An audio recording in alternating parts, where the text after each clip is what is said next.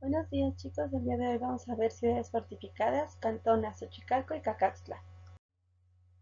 Las instrucciones son las de siempre, recuerden que deben de copiar todo a mano, de ser posible ilústrenlo, el apunte y el trabajo también se realizan a mano. Acuérdense que se tiene que subir a Google Classroom y la fecha límite que tienen para entregar este trabajo es el 9 de febrero de 2021 a las 11:59 de la noche.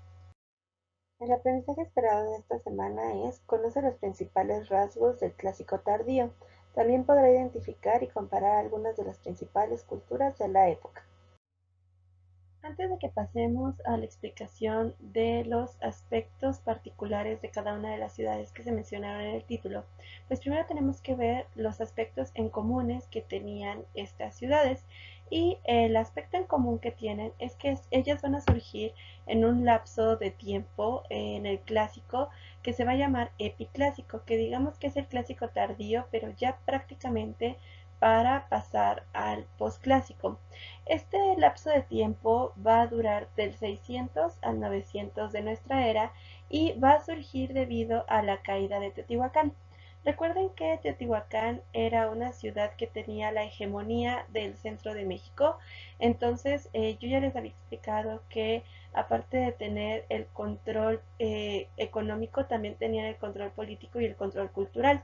Tal vez no eran guerreros o militares o no tenían un ejército, pero debido a la gran cultura y a las conexiones comerciales que tenían, pues digamos que tenían un poderío muy grande en el altiplano central. Sin embargo, cuando Teotihuacán cae, hay un vacío de poder, el cual van a querer acaparar varias ciudades, y esto va a provocar que surjan conflictos entre las diferentes ciudades que quieren mantener el control en el altiplano central. Estas ciudades van a formarse en lo alto de los cerros porque entre ellas peleaban demasiado. Entonces necesitaban un lugar estratégico para poder defenderse.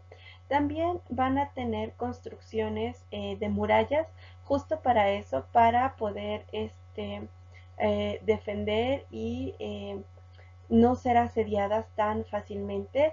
Y como van a tener varios conflictos entre ellas, pues se van a dedicar a tener ejércitos mejor preparados, y esta cuestión de los ejércitos va a durar hasta el posclásico, en donde la guerra va a ser pues una actividad económica, ¿no? Y por último, se van a dar alianzas matrimoniales para tener pues ciertos beneficios unas ciudades con otras, y también no van a ser ciudades que van a tener como un pueblo en específico.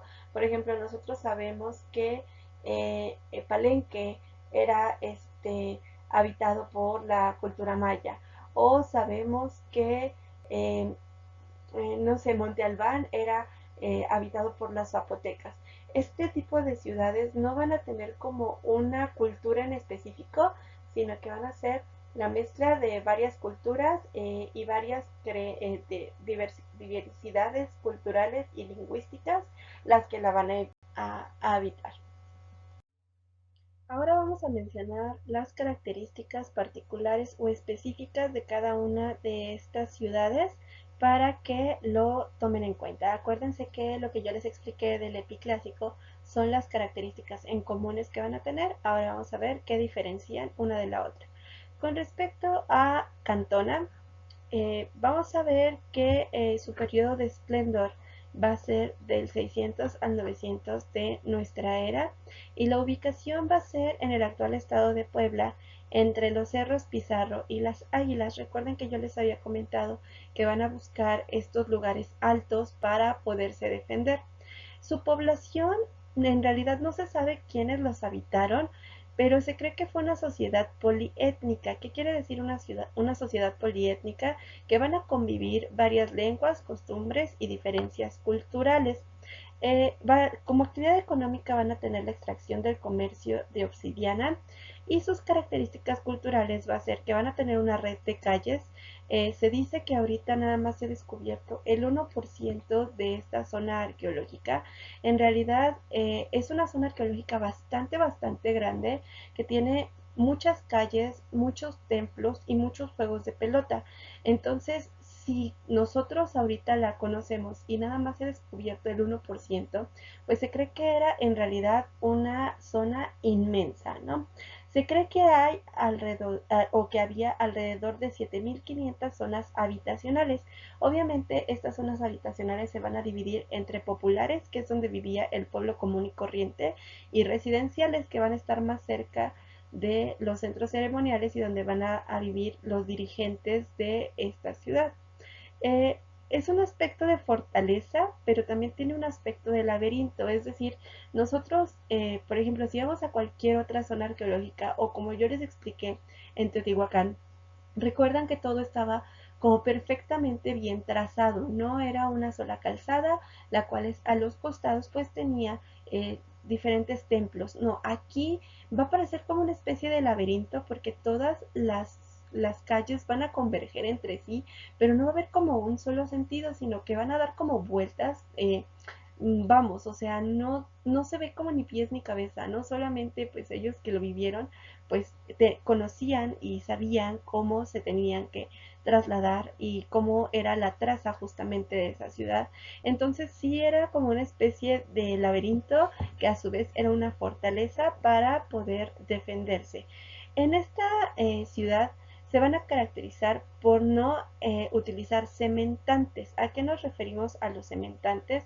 Este material que va a hacer que las piedras estén pegadas, sino que en este caso las piedras simplemente van a estar apiladas, es decir, van a formar como un rompecabezas para que se pudieran construir las murallas y para que se pudieran construir los centros ceremoniales. Al no haber esta aglutinante, este tipo de pegamento, pues digamos que pues tiene como bastante, es una característica como muy importante acerca de esta ciudad porque no se había visto en alguna otra. Y también va a tener 27 canchas de juego de pelota descubiertas, muchísimas. Y como les habíamos comentado, esta es apenas una pequeña parte de lo que se ha logrado rescatar. Con respecto a la ciudad de Cacaxtla, su periodo de esplendor fue del 600 al 900, al 650 al 900 de nuestra era y va a estar ubicada en la región del Valle Poblano Tlaxcalteca, en la cima del cerro Xicoténcatl, que es el actual estado de Tlaxcala. Aquí sí va a haber una población específica, los cuales van a ser los olmecas xicalancas, pero no piensen en estos olmecas que nosotros conocimos en el preclásico. Sí se cree que vienen del Golfo de México, es decir, de donde los olmecas originales, vamos, fueron originarios y probablemente es una derivación de este pueblo. Sin embargo, no piensen que son exactamente los mismos. Vamos, o sea, nosotros ya vimos hace cuánto tiempo fue antes de Cristo, mínimo 1000 años antes de Cristo, que surgieron los olmecas, ¿no? Entonces ya para el 650 que esta ciudad se va a formar, pues van a ser una derivación, por decirlo así, de estos primeros olmecas que nosotros conocimos. ¿A qué se van a dedicar o cuál va a ser su actividad económica? Pues va a ser la agricultura, la pesca, la caza, la obtención de materias primas y el comercio. Digamos que tienen un suelo relativamente fértil y están cerca de ríos y de lagunas, lo que les va a permitir la pesca y la caza, y también van a tener un sitio muy bueno para obtención de materias primas, al igual que el comercio. Digamos que en Cacaxtla podían converger comercio que viniera desde Puebla, desde Oaxaca, desde Chiapas, y ahí podían tener como una muy buena intercambio de productos y digamos que gracias a eso pues pudieron tener muchas características culturales que ahorita vamos a comentar.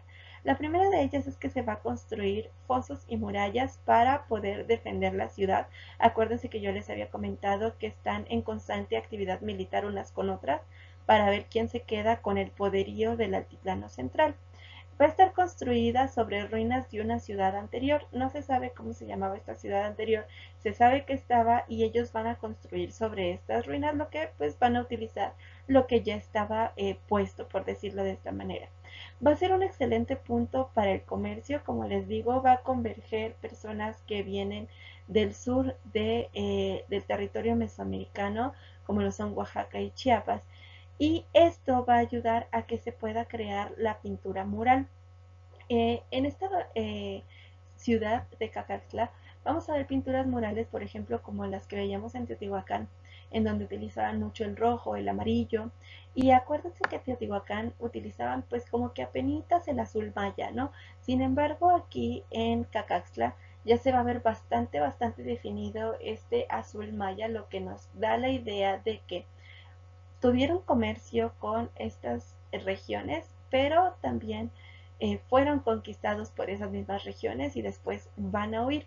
Se cree que el abandono de esta ciudad fue debido a la erupción del volcán Popocatépetl, pero como ya les había comentado, también tuvieron como conflictos con pueblos de la zona maya.